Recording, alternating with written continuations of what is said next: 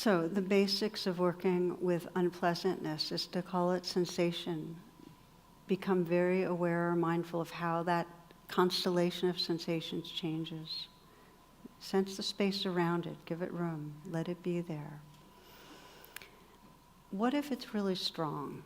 What if it's really strong and it throws us off balance and we can't just be interested in and feel it changing around and being unpleasant? One of the most valuable practices that I've done with really much more intense physical unpleasantness is to identify the places in my body where it's either neutral or pleasant. And that can sometimes be my hands, or it might be around my eyes or my feet, someplace like that. And then if you think of it as zones, zone 1 is where there's real unpleasantness. Let's say you have a really bad lower backache, okay? And then zone 2, where it's neutral or pleasant, let's say, is the hands.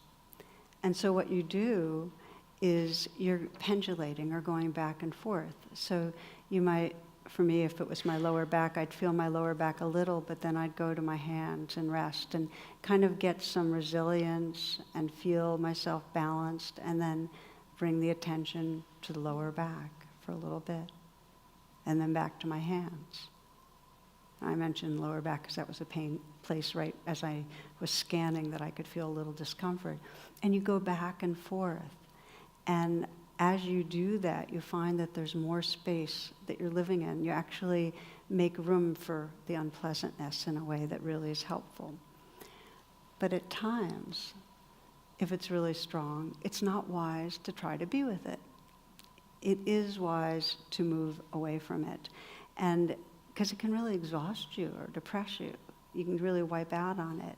So take a break, move the attention elsewhere. Not just to the breath, but you might move the attention to music or to something you're reading or to having a cup of tea. In other words, don't try to stay with it. Sometimes we need support in opening to some larger space so we don't have to stay fixated with the pain. And that's true with emotional pain or physical pain. I was really struck by one story. There's a lot of bringing mindfulness into schools in Washington, D.C. And in one story, bringing it into an inner city school, one little girl, when she was really upset, said she had a new strategy, that when it felt too much for her, she would put her hand on her dog's heart and feel her dog's heart, and that helped to give her enough space or distance so she could then be with what was there. Isn't that a beautiful strategy?